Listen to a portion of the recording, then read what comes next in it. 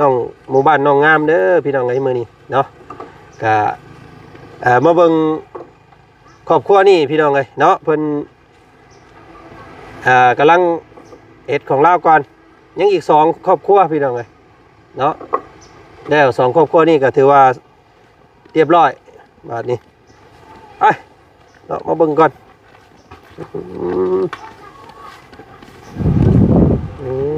ใช่โอ้นี่โอ้โตพี่น้องเอ้ยเนาะโอ้เพิ่นเป่งน้อยนึงเบิ่งกันเด้อเนาะเอา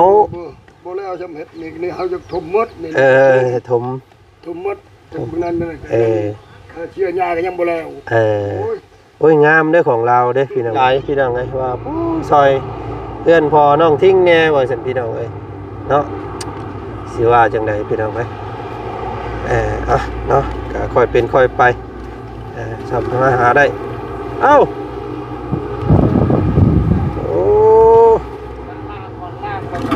โอ้มันคุณตักเป่งเขาแล้วตักออกก้อนบาดนี่เก็บไปนี่ล่ะเขาปิดคืนเก็บให้สร้างเขานี่มันคุณเขาบอกว่าเขาบัดไม่ได้ล่างเขาบัดไม่ได้ล่างมันคุ้นเขาบัดเป็นเช้ากลางคืนแล้วเป็นชื่ออะไรครับไปเขานอนเลยนะไม่ได้ล่างมันเลยมันมีขี้ดินเนาะมันมีขี้ดินเขาทุบมันทึบเลยตอนซะขี้ดินลงเดี๋ยวบ่ต้องให้มันถึกแว่เนาะเพิ่นเอิ้นยังพ่อนี่เพิ่นเอิ้นยังนี่อันนี้บ่น้ำเต้าเขาว่าประชาเฮาว่าลุยโอ้ลุยโอ้ไม่กระยุงเจ้าเฮ็ดเองเลยบ่โดยเจ้าเฮ็ดอันนี้เอายังเฮ็ดอันนี้เอาผ้าแล้วเอาผ้าขูดคอยบ่เอากระดาษทรายอีกโอ้คือได้พี่น้องเอ้ยเนาะน้ำเต้าปรุงมื้อนี้ทางอันอ้ายเพิ่นเพิ่นเอาอันให้วจันทร์บ่โดยให้อันนึงให้อันนึง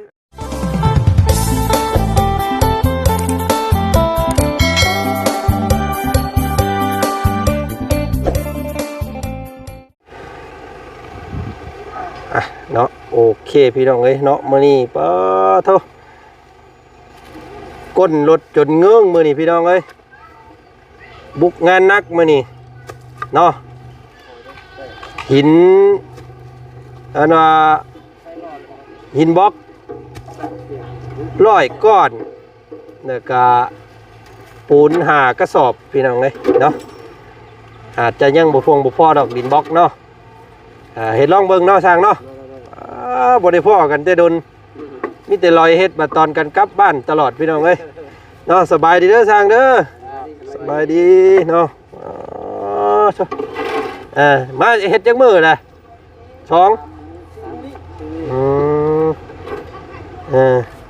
2จวดไว้อีเนาะแล้ว3บ่อแล้วพี่น้องเอ้ยแม่เพิ่นก็จนงงใช่ว่าฉันตะกี้คือว่ายังบ่ทันมาเฮ็ดบ่เนาะ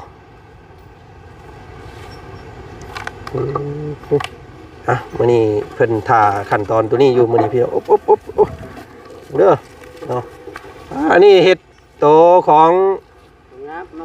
น้องอันน้องอ้อยพี่น้องเอ้ยเนาะหรือว่าครอบครัวของน้องอันปากแวงเพิ่นพี่น้องเอ้ยเนาะ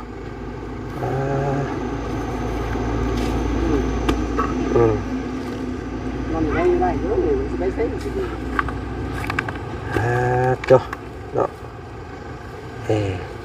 พุ่นอันนิ่งอันนี้น้ำไปใส่ของไปก่อนนี่โอ้ใส่อ่างของเงินไอ้หัวงอกเพิ่นบ่นี่โอ้เพิ่นเป่งน้ำใส่ระบ่เนาะของเราโอ้เป่งระบ่โดยพี่น้องเลยต้องบืนขึ้นกี่นี่รถจนยุกล้อพี่น้องเลยเนาะนัก คาดว่ายังอีกจะก้อนสร้างบ่พอนี่อีก100นึงบ่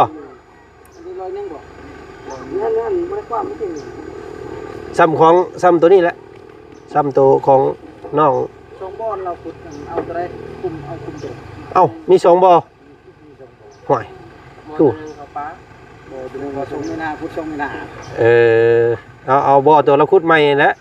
เป็นยาวนั่นน่ะ เออเนาะตัวนั้นมันนั่นโพดเอาตัวยาวให้มันงาม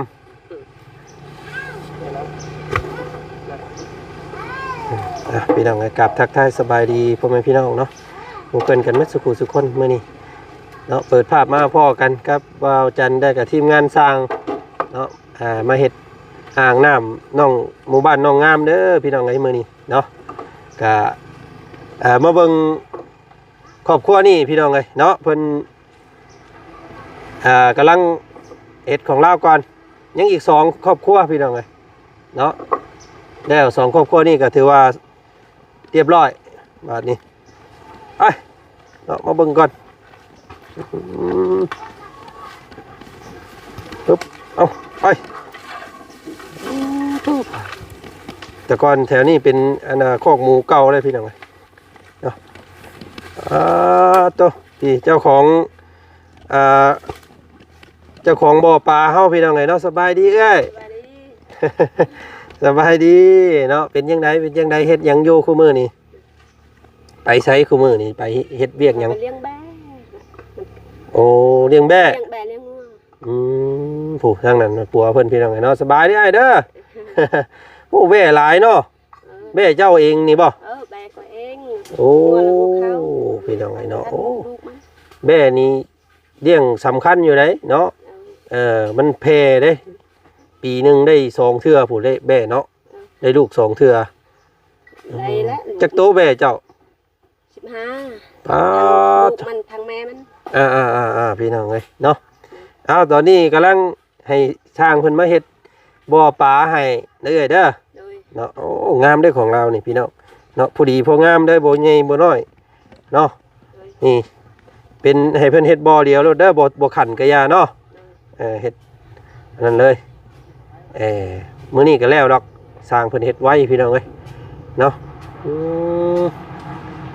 โอ้แล้วเลี้ยงแบ่ได้ทางนั้นพี่น้องเอ้ยผู้ใดอยากได้แบ่เนาะติดต่อเราได้เด้อผู้กำลังเลี้ยงแบ่อยู่เนาะห้องน้ำเข้าแล้วบ่เอ้ยใส่ได้อยู่บ่ห้องน้ำ ใส่ได้เนาะ โดย บ่ต้องเข้าป่าอีกเนาะบัดนี้เนาะ โดย บ่แม่นเข้าป่าคือแม่น้องน้ำผึ้งประจักเรายังบ่ทันได้เข้าอยู่ยังไม่เก็บอยู่ของเรายังบ่ทันได้ใช้จักเทื่อเราอ่ะเรายังเสียดายอยู่เนาะเรายังบ่มีอ่างน้ำเดี๋ยวสิซื้อแท่งน้ำกระถางน้ำมาให้เราเนาะหาเนี่ยอยู่เนี่ยกินให้สร้างเด้อเสร็จเด้อ โดย เนาะมีหยังสู้เพิ่นกินมื้อนี้ ได้อาหารไม้ก็ให้น้ำไม้ได้ กินแต่หน่อไม้เลยเนาะโอ้ย อาหารกิน โอ้ยดอกเอาเนาะเบิ่งอันหิวน้ำหิวในซอยเพิ่นเด้อใกล้สิแล้วละเนาะของพ่อน้องทิ้งแล้วของพ่ออันหัวงอกเพิ่นก็แล้วพ่อน้องอันน้ำผึ้งก็แล้วพี่น้องเอ้ยเนาะมีแต่เป่งน้ำใส่ทีนี้จบเนาะอันนี้ก็คือการสนับสนุนการเลี้ยงปูเลี้ยงปลาเนาะปลูกผังเลี้ยงสัตว์พี่น้องเอ้ยนี่ฮ้อนมื้อนี้เนาะมีแดดมื้อนี้พี่น้องเอ้ยอาจจะยังบ่ฮอด100หรอกสั่งเลยว่าจันคิดบ่า บ่ฮอดมา เนาะ 80ก่อน ประมาณ50นี่ก็ได้จัก เวลาเจ้าอยู่กัน เดี๋ยวลองเบิ่งลองให้ช่างเฮ็ดก่อนเนาะเฮ็ดลองเบิ่งเดี๋ยวสิช่วงค่ำเดี๋ยวสิแก้มาให้ลองเฮ็ดเบิ่งมื้อนี้เนาะปูนก็เอาไว้ตะลุมตารางเด้อเนาะแบกลงตารางเฮือนอันน่ะอ้ายเพิ่นก่อนก็ได้ให้มันต้องเป่าก่อนไหม แม่เพิ่นว่าให้เอาน้องปลาก่อนพี่น้องก็จังเฮ็ดเฮือนให้พ่อหัวงอกเพิ่นอยู่นี่เนาะอันนี้ก็สิเป็นมุงเฮ็ดเฮือนเนาะทีมสร้างเพิ่นก็อย่าเอาแพงได้เนาะแพงหลายแม่เพิ่นหาสร้างคนใหม่เด้เนาะอะไรคุณอะไร8คุณเก่าบ่8คุณเก่าน่ะมันมุนโพดเด้เนาะเดี๋ยวอันบ่จันล้มกับน้องเพิ่นมื้อนั้นนั่นเพิ่นว่าประมาณ7คุณเก่ามันจะงาม 8x9น่ะมันเป็นเฮือนที่ว่ามันมุนหมดอะนะเนาะ 7 เก่ามีชิ้นยาวๆนิดนึงเนาะ มันแบบว่ามันบาลานซ์กันนะเนาะเพราะว่าแม่เพิ่นว่าสิซื้ออันเครื่องของเข้าห้านให้เราอีกว่าซั่นเนาะก็ลดตัวขนาดเทือนลงอีกหน่อยนึงว่าซั่นซะเนาะพี่น้องตัดภาพมาทางพี่สบายดีอ้าย สวัสดี โอ้ยเนาะเป็นพ่อลูกอ่อนเนี่ยเนาะ เป็นพ่อลูกอ่อนเนี่ยพี่น้องเอ้ยเลี้ยงหลาน โดย เนาะเป็นนี่ไรอันบ่อปลาเฮา ฮะ เป่งน้ำใส่แล้วบ่ ใส่พาไปเบิ่งแหน่ เนาะมันน้ำอยู่น้ำบ่ได้ทรงได้ซึมบ่เบิ่งอยู่เนาะ ในเดียวนะดำยังบ่ไล่กันกลางคืนได้เต็งอยู่นี่ตรง โอ้เว้นนี่มันเบิดบ่ เว้นมันมัดหักเขาจะอาบแน่ แปลว่าให้ผู้อื่นน้ำแน่เนาะ โดย คอยเป่งไปเพิ่นเพราะว่ายังบ่ได้เอามาเดี๋ยวนี้ดอกปลาก็ได้ โอ้นี่ก็เป็นลองยันมัน ใช่โอ้นี่โอ้โตพี่น้องเอ้ยเนาะโอ้เพิ่นเป่งหน่อยนึงเบิ่งกันเด้อเนาะเอา บ่แล้วจำเฮ็ดนี่เฮาจะถมมดนี่ถม ถมมดถมนั้นเลยเชื่อหญ้าก็ยังบ่แล้ว โอ้ยงามเด้อของเราเด้อพี่น้องเด้อเนาะพอดีเลยพอดีเนาะเราจะไปดุกเฮาเด้อเอาแต่ปลาลูกเนาะ บ่เอาปลาอื่นโอเคได้อันให้เจ้าเอาพักตบคือของน้องงามน่ะมาใส่เด้อเอามาใส่มาถิ่มใส่ให้มันห่มแต่ว่าของเล่าห่มได้พี่น้องเนาะนี่อยู่ต้นไม้ห่มเบิดมือเบิดเว้นเลยเนาะปลามักแบบนี้เนาะเลี้ยงง่ายเอาลองเบิ่งเนาะไอ้เนาะลองเบิ่งบ่เคยเลี้ยงปลาจักเทื่อลองเบิ่งเห็นน้องงามเพิ่นได้อยู่เนาะเอาอันนี้แล้วก่อนพี่น้องเอ้ยแม่เพิ่นก็เฮ็ดไปตามขั้นตอนเนาะซอยน้องปูน้องปลาก่อนแล้วก็จังสิขย่อยซื้อพวกไม้บาดนี่เฮ็ดเฮือนพี่น้องเอ้ยอันได้ร่วมกับน้องเพิ่นแล้วอันเจ้าของเฮือนเพิ่นนั่นให้เพิ่นเลือกแบบเลือกหยังอยู่บ่ยานะก็คำเพิ่นว่านี่ใดก็เดี๋ยวนั้นน่ะเนาะบ่ยานั่นเฮือนนั่นเพิ่นก็ว่าบ่ยากเพิ่นว่าเนาะอันอ้ายเลือกโลดเพิ่นว่าแบบไหนงามก็อ้ายเฮ็ดเลยเราอ่ะพี่น้องเอ้ยให้ส่งให้เพิ่นเลือกอยู่ 2-3 แบบก็คอยเลือกเบิ่งเนาะเพราะว่าแล้วอันน่ะน้องปูน้องปลาพุ่นแหละจังสิพอดีช่วงอันเบิดผ้าเบิดฝนเนาะเฮ็ดยามนี่ก็ลำบากได้พี่น้องพื้นไผหรือว่าการส่งไม้ส่งตอกรถขึ้นยากเนาะยากอันนี้คือป้ารถไว้ไปซั่นน่ะมันเป็นหยังรถเฮามันขาดมันตายขึ้นบ่ได้ มันเป็นนี่ได้จังว่าตายรถขาดมันหมดขาดเบิดอันนี้มาไปให้สร้างมาแปลงเด้อซั่นเนาะพอได้แก่ขี้ดินขี้ดอนเด้เนาะให้แก่ดินซอยเพิ่นบ่เอาเนาะโอเคใช่อันนี้เป็นนี่ได้ซั่นอันนี้เข้าแล้วบ่เข้าตลอดเนาะลูกสาวลูกอันนั้นก็อยู่นี่เบิดบัดนี้เนาะบ่ต้องไปป่าไปดอนอีก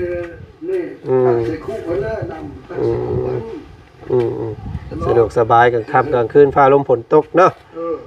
ได้เข้านั่นพี่น้องเลยเอาเนาะไปฉันเดี๋ยวไปอัปเดตเบิ่งเขาพอน้องทิ้งก่อนบาดนี้เพิ่นเอาใส่แล้วบ่เนาะน้ำเพิ่นเนาะใส่เบิ่งนั่นพี่น้องเลยเนาะบ่เป็นหยังหรอกกันเรื่องขุ่นเรื่องหยังนั่นพี่น้องเลยเนาะอันนี้ก็อันนี้เฮือนพี่น้องเลยเนาะผู้ใดเบิ่งคลิปบ่จันอยู่ก็โอ้เพิ่นก็ได้เนาะคอมเมนต์มาหลายพี่น้องเลยว่าซอยเพื่อนพอน้องทิ้งแน่ว่าซั่นพี่น้องเลยเนาะสิว่าจังไดพี่น้องเอ้ยเนาะก็ค่อยเป็นค่อยไปทำมาหาได้เอ้า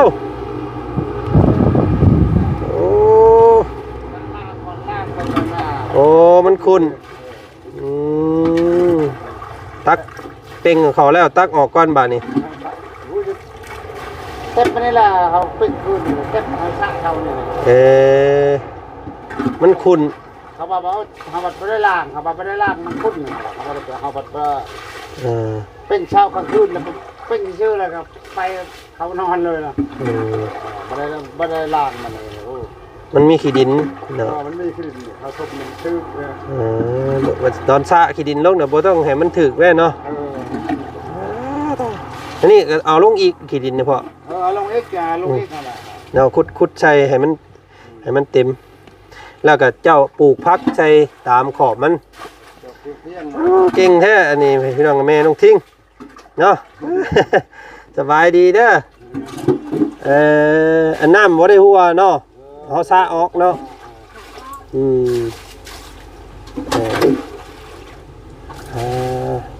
คอยเป่งเท่าหน่อยก็ได้บ่ต้องเป่งเต็มบาทเดียวก็ได้เพราะว่าย่านน้ำซุมเจ้ามันไหลบ่ทันย่านน้ำมันเบิด เป็นคืนดูพวกนี้แหละ มันขุ่นเนาะให้เพิ่นเปลี่ยนน้ำใหม่ก่อนพี่น้องอันเจ้าเป่งอีกบาดนี้แหละเอาพักใส่ด้วยเด้อ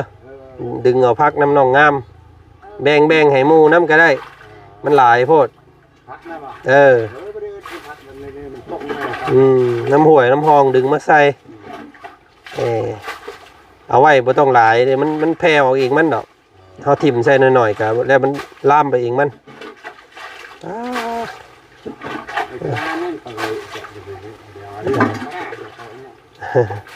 เลี้ยงเพิ่นว่าให้เลี้ยงบ่ได้อันนั้นพี่น้องให้เลี้ยงจนมันใหญ่ใหญ่แล้วก็ให้มันออกแม่แพร่ลูกกันละเราเลี้ยงตลอดนะเรากินน้ำกินเวลาซุมเจ้าบ่มีอาหารการกินก็ตึกขึ้นมาล่ำโตล่ำใดกินเนาะแลกเปลี่ยนเอาไปเปลี่ยนมันใหญ่เนาะไผก็จะอุ้มคอนนี่เด้อไผก็เขาบ่เขาบ่นี่แต่เอาแต่ปลาดุกเนาะเอาแต่ปลาดุกเลยแหละครับปลาตัวนั้นน่ะเขาก็ปล่อยเลยมัดปลาดุกกินบ่แน่ปลาดุกกินบ่ได้ตัวนั้นมันบ่ใหญ่พี่น้องปลานั้นบ่ใหญ่ปลาแบบปลาแบบปลาเมือนปลาดุกเอาซะเด้อแล้วก็เป่งใส่บ่ต้องเป่งใส่บาทเดียวก็ได้เป่งเสื้อเล็กเทื่อหน่อยเอาเพราะว่าให้น้ำมันเย็นให้น้ำมันบ่เข้มพุ่นแหละจังขึ้นมารอบหน้าพุ่นแหละรอบหน้าพุ่นจังสิชื่อปลาขึ้นมาให้เนาะรอบนี้แม่นก็ได้ว่าแบบเรียนมันบ่ฮ้อนมาแบบเป่งไว้หรือมันบ่ฮ้อนบ่เป็นหยังเป่งไว้โลดยันมันแดดบ่บ่เป็นหยังเวลามาปลามาปันฮ้อนบ่เอาพักใส่แล้วเนาะเจ้าก็เอาพักใส่บ่เป็นหยังเป่งไว้เลยมันจังเย็นเจ้าไปเป่งตอนเอาปลามาได้ปลามันสิตายเนาะต้องนั่นเด้อต้องเป่งไว้เป่งแล้วก็เอาพักใส่ไว้เลยเอาถิ่มพักใส่ไว้เห็นเป็นห่มไว้มือเฮามาเดี๋ยวเฮาสิมาปล่อยบ่ให้ซะออกเด้อบาดนี้เป่งบาดนี้เนี่ยแม่นพอเลยเด้ออันนี้เขาให้ขุดนั่นคุณก็บ่เป็นหยังดอกมันอันนั้นแต่มันอะไรไม่ก็จะเป็นงามเป็นนกนะงามยันมันบ่งามเนาะเอาพี่น้องเนาะนี่เพิ่นเห็นชุมเจ้าอยากได้อยากมีไปสิเพิ่นก็คือสิดีใจแล้วแหละเนาะแต่จะเป็นลูกบ้านนั้นเฮาบ่เขาเรื่องแบบว่ายังบ่ฮู้บ่โอ้แล้วท่านว่าลูกเจ้านกสะเอาไปบ่ฮู้นี่ขุดนกสะช่างขุดแท้ติยังบ่เคยเลี้ยงจักเทื่อบ่นะยังเพิ่นบ่ทันฮู้พี่น้องเอ้ยเห็นน้องทิ้งได้แล้วก็บาดนี้มีแต่คนอยากได้บาดเอาทำความสะอาดได้เฉพาะเด้อโดยลูกไปทางอื่นก่อนมื้อนี้เอาปูนเอาอันนั้นมาซอยมาให้สร้างเพิ่นนี่งัวเราก็ไข่แหน่มันแดดได้2มื้อแล้วพี่น้องเอ้ยเนาะนี่ผักไข่แยงเรามาปลูกไว้เนาะโอ้คักๆนี่ อ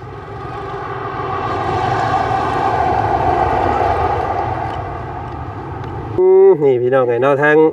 ตู้พ่อเพิ่นเอานี่ให้เนาะอันเพิ่นเอิ้นหยังพ่อนี่เพิ่นเอิ้นหยังอันนี้ อันนี้บ่น้ำเต้าเขาว่าประชาเฮาว่าด้วย โอ้ ด้วย โอ้อัน ไม่กระยุง เจ้าเฮ็ดเองเลยบ่ ด้วย ป้าเจ้าเฮ็ดอันนี้เอาหยังเฮ็ดอันนี้ เอาผ้าละเอา ผ้าขูดคอยบ่ เอากระดาษทรายอีก เออ ซื้อกระดาษใช้ โอ้คือได้พี่น้องไอ้เนาะน้ำเต้า น้ำเต้าปรุงมื้อนี้ทางอันอ้ายเพิ่นเพิ่นเอาอันให้ว่าจันทร์บ่ โดย ให้อันหนึง ให้อันหนึงเอากัน เฮ็ดขายบ่เจ้าเฮ็ดขายบ่ โดย โอ้ไปขายนี่เฮ็ดขายอันเท่าใดเจ้าเฮ็ดขาย 50,000กีบ เอ โดยหนึ่ง อันนี้ให้เฮาซื่อ โดย ๆเอาเงินให้ก็บ่เอาเด้อพี่น้องเอ้ย เบาๆเงินให้น้องละละ เออเอาไปแขวนใส่รถเนาะ โดย โอ้เดี๋ยวอันบ่จันสิเอาไปแขวนใส่หน้ารถไว้เนาะน้ำเต้าปรุงน้ำเต้าน้ำโซกโอ้เราอันทาสีบ่นี่ไอ้ เอาชี้ โอ้ไม่พยุงอย่างดีแล้วว่ะ โยไม่กระยุงยังดีเลย โอ้งามพี่น้องเอ้ยคักๆโอ้ยขอบใจเด้อซะเด้อ ขอบใจเนาะมื้อหน้าครับพี่น้องเอ้ยเนาะมื้อหน้าสิซื้อแนวมาต้อนอีกเนาะเอาไว้ใส่กุญแจรถนี่นี่เนาะโอ้งามเด้นี่คักๆเนาะเอาตัวนี้เด้อ เอาพี่น้องก็ขอบใจทั้งอ้ายเพิ่นได้หลายโอ้ได้ของดีเด้อมื้อนี้อ้ายเพิ่นเอาให้เนาะ พี่น้องเอ้ยจ้ะ ให้ทางเงินเจ้าของเพิ่นซอยน้ำเนาะซอยปั๊บซอยอันนั้นน้ำอยากได้งามกับซอยเพิ่นเด้อ สั่นสร้างเพิ่นบ่เฮ็ดให้บ่งามเด้เนาะสร้างเนาะ ซอยสร้างเฮ็ดงาม สร้างเมื่อยเนาะโอ้3 คนพี่น้องเอ้ยเนาะกี่ว่า4 คน3หมออันลูกชายไปไสล่ะซั่น ชายเลี้ยงงัวเนี่ย ชายเลี้ยงงัวพอมาเฮ็ดให้ลูกชายไปเลี้ยงงัว เนาะอันบ่อนึงนี่ใส่ปูนจักสอบสั่งแล้วแต่บ่ ตะโบกตามซอ ก่อนี่บ่เปลืองบ่ได้เนาะนี่น้องเพิ่นเอาน้ำเย็นมาให้สร้างกิน น้องอ้อยได้หยังอันสู้สร้างกินมื้อนี่ฮะได้อาหารอยู่บ่เด้แบ่นี่เด้เนาะ เราหยอกเราทีนึงเราเลี้ยงแบ่หลายเนาะแบ่15 โตพุ่นเนาะแผ่ไว้ได้แบ่เลี้ยงง่ายอยู่เนาะ แม่มัน6โต งัวนี่บ่แม่นงัวซุมเจ้าบ่ซั่นงัวเพิ่นเลี้ยงจ้างเพิ่นซื่อเพิ่นเอาให้ปีเท่าใด ปันกันลูก ปันกันลูกมัน ได้ ลูกมันปันกันลูกมัน เนาะสมมุติว่าเฮาซื้องัวมาให้เลี้ยงนี่ก็สิเลี้ยงบ่เลี้ยงปันกันงัวลูกมัน ว้าวอันนั้นซื้อดอกบ่มีเงินซื้อดอกพี่น้องเอ้ยเนาะว้าวหยอกเพิ่นซื้อ ไปเลี้ยงไสแต่ละมื้องัวอยู่ป่าเพิ่นบ่ ละอาทิตย์ โอ้ห้องน้ำใส่ได้เลยเนาะห้องน้ำเนาะใส่ ได้แล้ว สบายเนาะนี่บ่ต้องเข้าป่าวันนี้เนาะ คักหลายเดี๋ยวสิอันซื้อปลามาให้รอบหน้าเด้อรอบนี้มีแต่ซุปเจ้าเฮ็ดอันนี้เพิ่นเฮ็ดแล้วแหละเพลงน้ำใส่แล้วก็ไปเอาพักกันคือเฮือนน้องงามน่ะมาถิ่มใส่เนาะขึ้นมารอบหน้าสิซื้อมาให้แม่เพิ่นบอกว่า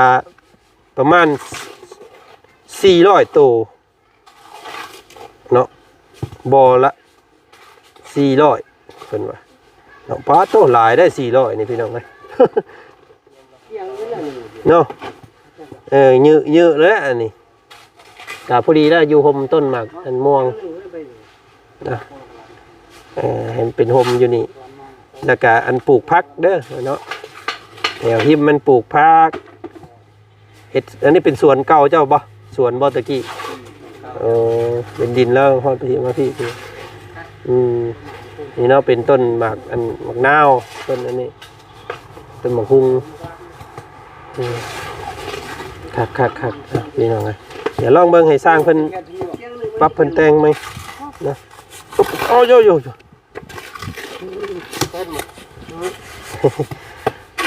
เอาอันไปซื้อM100ให้สร้างเลยเด้อซื้ออยู่ไสอยู่พี่มีบ่มีคนขายบ่ นี่บ้านนอน อยู่ใกล้นี่เนาะมีรถบ่เจ้า มีแล้วรถจักรมีอยู่บ่ มีแล้วรถยาง เอาอีหล่ะเอาเนาะเอาไปซื้อM100สู่สร้างเพิ่นเด้อ3อันซื้อมาให้ทั้งนั้นพ่อเจ้าก็ได้เนาะแล้วเอาลืมซื้อเมื่อกี้นี้รถนักเนาะย่านยางรถแตกก็เลยแล่นมาเลยเมื่อกี้นี่พี่น้อง เอา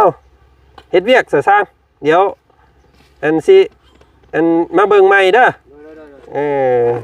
โอ้ยเนาะบัดมื้ออันซื้ออาหารแซ่บมาบัดบ่มาเนาะมื้อนี้ได้กินแกงหน่อไม้ได้เนาะ แกงหน่อไม้อันน้อง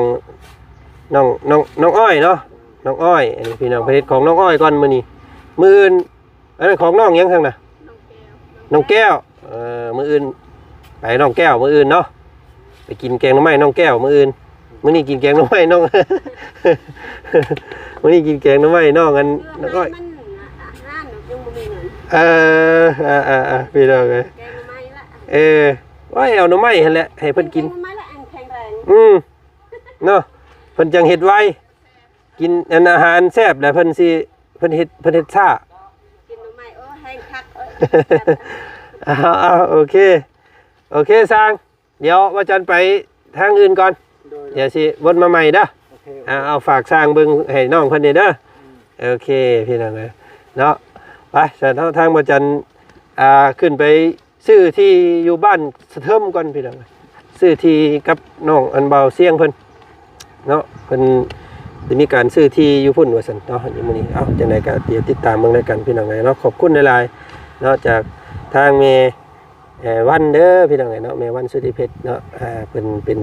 เจ้าภาพหมู่บ้านแห่งนี้พี่น้องเนาะเอาเดี๋ยวสิมีงานใหญ่รออยู่พี่น้องข้างหน้าเดี๋ยวมื้อนี้ทางบ่จันขอลาก่อนสำบายดีเด้อเนาะบัดสุขสุขคนไปพี่น้องเอ้ย